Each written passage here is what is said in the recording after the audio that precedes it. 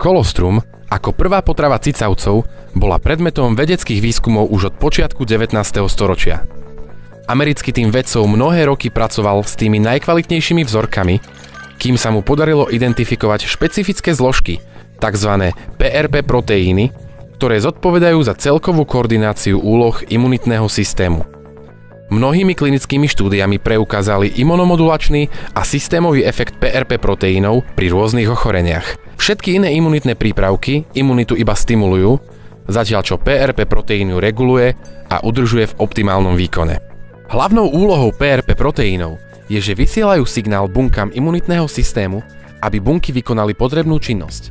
Pôsobia oveľa rýchlejšie ako iné molekuly stimulujúce imunitný systém a majú preukázanú antivírusovú aktivitu. Napríklad počas pôsobenia škodlivých toxínov, baktérií a vírusov, ako napríklad pri chrípke, prechladnutí alebo herpese, PRP proteíny naštartujú imunitný systém a v čase nadmernej aktivity imunitného systému, napríklad pri alergii alebo autoimunitných ochoreniach, vysielajú PRP proteíny signál bunkám imunitného systému na zmiernenie ich aktivity. PRP proteíny dokážu učiť a harmonizovať imunitný systém a udržiavajú ho v rovnováhe. Monsia colostrum.